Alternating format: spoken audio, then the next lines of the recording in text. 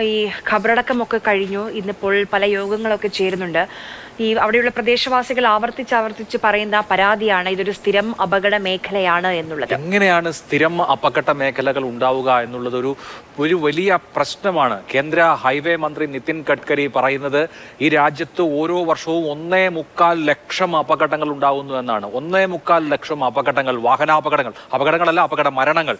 1.25 ലക്ഷം പേർ ഒരു വർഷം വാഹനാപകടങ്ങളിൽ മരിക്കുന്ന രാജ്യമായി, അത്ര മോശം നിരത്തുകളുള്ള ഒരു രാജ്യമായി നമ്മൾ മാറുമ്പോൾ അവിടുത്തെ പൗരന്മാർ എന്നുള്ള നിലയിൽ നിതിൻ ഗഡ്കരി പറയുന്നത് അന്താരാഷ്ട്ര വേദികളിൽ തലകുനിച്ചു നിൽക്കേണ്ടി വരുന്നു എന്നുള്ളതാണ്.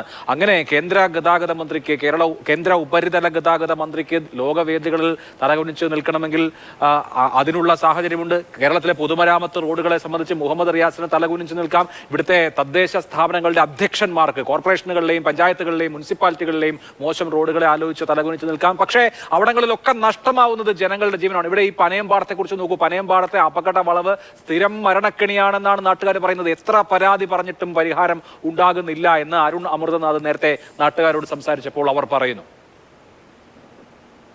കരിമ്പനക്കൽ ഓഡിറ്റോറിയത്തിലേക്ക് ഒരിക്കൽ കൂടി അവർ 4 പേരും എത്തി. ജീവിതത്തിലുടനീളം ഒന്നിച്ചായിരുന്നവർ, കൈകോർത്ത് പിടിച്ച് നടക്കുന്നവർ. നാട്ടുകാരെപ്പോഴും അവരെ ഒരുമിച്ചേ കണ്ടിട്ടുള്ളൂ. അവസാനമായി കൂടെ ഒരിക്കൽ കൂടി അവർ ഒരുമിച്ച് കാണാനായി ഈ നാടാകെ ഒഴുകിയെത്തുന്ന കാഴ്ചയാണ് നമ്മൾ കണ്ടുകൊണ്ടിരുന്നത്. അത്തരത്തിലൊരു വേദന നാട്ടുകാർക്കുണ്ട്. ഇന്നും നാടിനത് ഉൾക്കൊള്ളാനാവില്ല. ഒരു കാലത്തും നാടിനത് താങ്ങാവുന്നതിലും അപ്പുറത്താണ് നാടിൻ്റെ വേദന എന്നുള്ളത് തന്നെയാണ്. ഇത് താങ്ങാവുന്നതിലും അപ്പുറത്താണ്. എന്താ പ്രത്യേകിച്ച് പറയാനും പറ്റാത്ത അന്തരീക്ഷം പോലെ തന്നെ മനസ്സുകളൊക്കെ വേദനിക്കുന്ന വളരെ ദയനീയമായ ഒരവസ്ഥയാണുള്ളത്. അധികൃതർ ഇനിയും കണ്ണു തുറന്നിട്ടില്ലെങ്കിൽ അപകടത്തിൻ്റെ പരമ്പര തന്നെ ഇവിടെ ഉണ്ടാകും. ഞാനവിടെ അപകടത്തിൽപ്പെട്ട ഒരാളാണ് വർഷങ്ങൾക്ക് മുമ്പ്.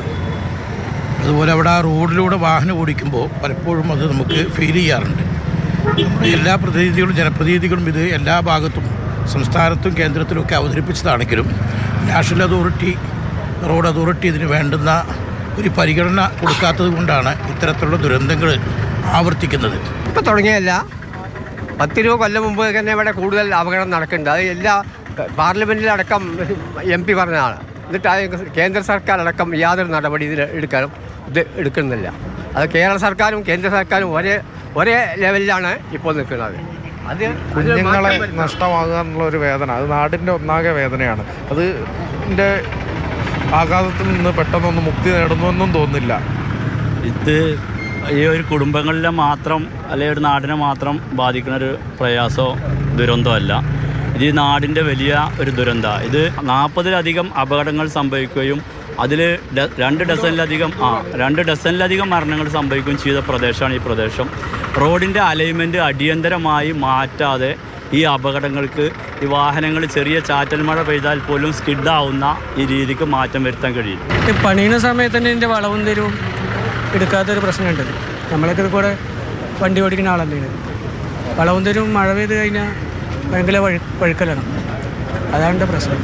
വലിയ ഒരു മനപ്രയാസം തന്നെയാണ് ഉള്ളത് അല്ലേ.